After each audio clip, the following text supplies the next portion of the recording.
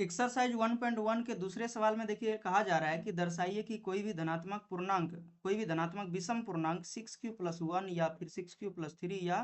6q+5 के रूप का होता है, जहां q कोई पूर्णांक है। आपको हम पहले वीडियो में बताए थे कि जब हम लोग किसी भी संख्या को, यानी कि किसी संख्या a को, जो कुछ इस प्रकार से हो सकता है 1 2 3 4 कुछ भी हो सकता है, उस संख्या को जब हम लोग 6 से विभाजित करेंगे तो वो कुछ इस प्रकार का आएगा, यानी कि 6m, 6m+1, 6m+2, 6m+3, 6m+4, 6m+5। जब इसमें देखिएगा कि ये वाला जो यानी कि 6m के रूप का है या 6m+2 के रूप का है या 6m+4 के रूप का है, ये सब सम संख्या का प्रारूप है, यानी कि ये वाला और ये वाला। और विषम संख्या का प्रारूप में देखिएगा तो 6m+1, 6m+3 और 6m+5 है। यही चीज हम लोगों को यहाँ पे सत्यापित करके बताने के लिए कहा जा रहा है। अब इसको हम लोग कुछ इस प्रकार से सत्यापित कर सकते हैं कि हम लोग यानी कि कह सकते हैं कि a बराबर जब हम लोग किसी संख्या यानी कि a को जब 2 से विभाजित करेंगे तो या तो वो 2m के रूप का आएगा सम संख्या, और विषम संख्या 2m+1 के रूप का आएगा। ये यानी कि यूक्लिड विभाजन प्रमेय से हम लोगों को पता ही चल जाता है। अब यूक्लिड विभाजन प्रमेय का प्रयोग करके ये तो हम लोगों को पता चल गया कि 2m+1 एक विषम संख्या है। अब अगर हम लोग इन सारे संख्याओं को यानी कि 6m+1 या 6m+3 या 6m+5 को हम लोग इस रूप में ला दें तो ये विषम संख्या है, तो ये तीनों भी विषम संख्या बन जाएगा क्योंकि इसके बराबर आ गया।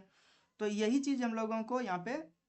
देखना है। तो सबसे पहले तो हम लोगों को क्या लिखना होगा, यहाँ पे सॉल्व लिख के और उसके बाद लिख देना है माना कि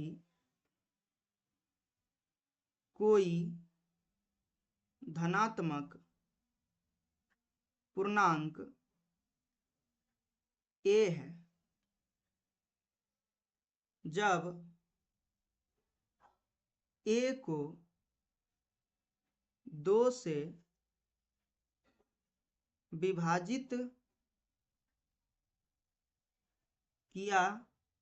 जाता है तो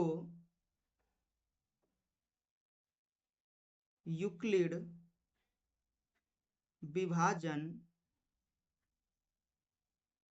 प्रमेय से a बराबर 2m या 2m+1 प्राप्त होता है। पहले आपको समझा चुके हैं। अब देखिए 2m या 2m+1 हमें प्राप्त हुआ, इसमें से ये जो है ये सम संख्या का प्रारूप है और ये विषम संख्या का प्रारूप है, मतलब सम संख्या का फॉर्मेट और विषम संख्या का फॉर्मेट है। तो हम लोग लिख देंगे जहां 2m सम संख्या है एवं 2m+1 विषम संख्या है। यूक्लिड विभाजन प्रमेय से हम लोगों को प्राप्त हो गया क्या कि 2m+1 एक विषम संख्या है। अब इसी के रूप का हम लोगों को इन तीनों को यानी कि सत्यापित करके दिखा देना है। जो 6q+1 है, 6q+3 है और 6q+5 है, इसको भी हम लोग इसी के बराबर दिखा देंगे, इसी के बराबर दिखाएंगे, बस हम लोगों का सत्यापित हो जाएगा। तो चलिए अब आगे हम लोग बढ़ते हैं। सबसे पहले हम लोग लिखेंगे 6q+1, 6q+3 और 6q+5, एक एक करके सत्यापित करेंगे। लिखना है अब प्रश्न में जो दिया हुआ है पहला 6q+1, तो इसको हम लोग लिख सकते हैं कुछ इस प्रकार से, 2 गुना, जब 2 से विभाजित कर दीजिएगा इसको, तो 2 गुना 3q+1, एक तो विभाजित नहीं होगा तो शेष 1 के रूप में बच गया। अब हम लोग क्या करेंगे, इसको कुछ मान लेंगे, m मान लेंगे, मान लेते हैं यहाँ पे जैसे m था तो m मान लेंगे। तो यहाँ पर लिखना है यहाँ 3q बराबर m माना। जब 3q बराबर m मान चुके हैं तो क्या हो जाएगा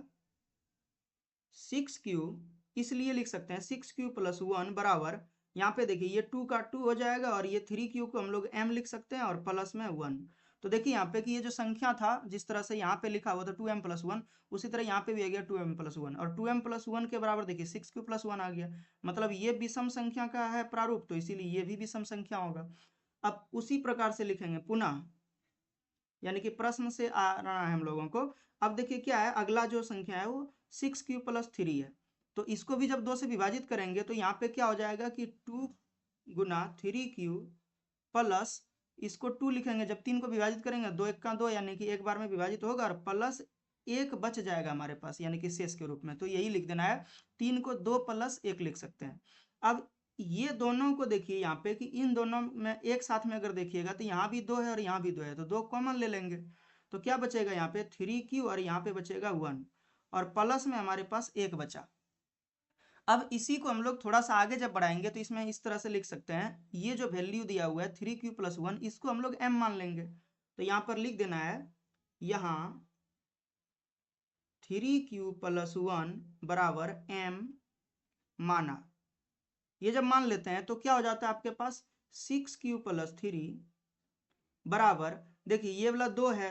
और इसको हम लोग पूरा मान चुके हैं m, तो 2m हो गया और प्लस 1 हो गया, तो ये भी देखिए 2m + 1 के रूप का हो गया, यानी कि ये भी विषम संख्या है।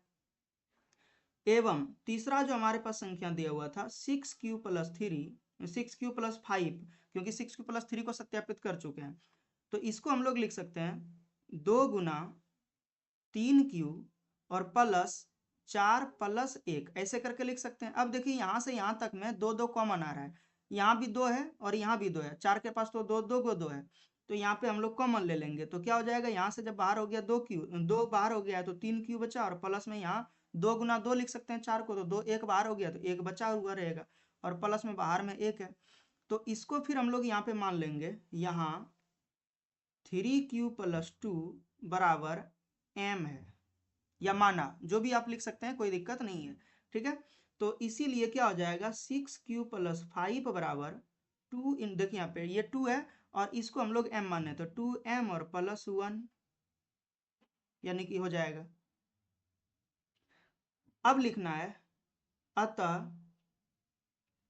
6q + 1 या 6q + 3 या 6q + 5, जो आप देख पा रहे हैं कि पहले हम लोग 6q + 1 को देखें, यहाँ पर 6q + 1 को, फिर 6q +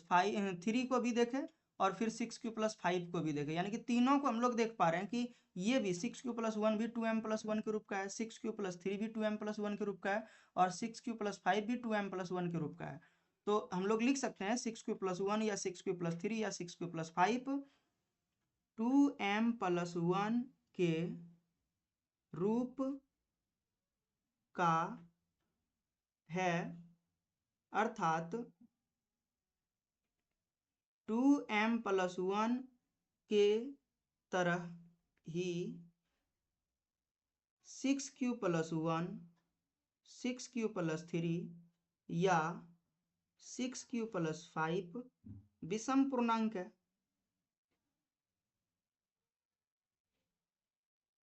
तो ये आपका प्रूव्ड हो गया।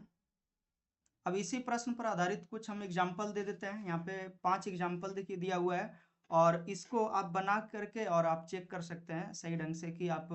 यानी कि आपको समझ में आया होगा तो आप अच्छे से बना लीजिएगा, और अगर नहीं समझ में आएगा तो फिर से दोबारा वीडियो को देख के और फिर आप कोशिश करिए इन सारे सवालों को बनाने का। इसमें देखिए पहले प्रश्न दिया गया है कि दिखाइए कि 4m + 1 या 4m + 3 विषम पूर्णांक है। आपको पहले भी बता चुके हैं, ये जो आपके पास पहले जो आप हम बताए थे कि जब किसी संख्या को 4 से विभाजित करते हैं तो इस तरीके से हम लोगों के पास संख्याओं का प्रारूप प्राप्त होता है। तो इसी के ऊपर आधारित हम यहाँ पे प्रश्न को लिख चुके हैं, और उसके बाद आप अच्छे से बना लीजिएगा। इसमें देखिए 4m + 1, 4m + 3 है विषम पूर्णांक, और ये सम पूर्णांक हो गया। उसी तरह से 6m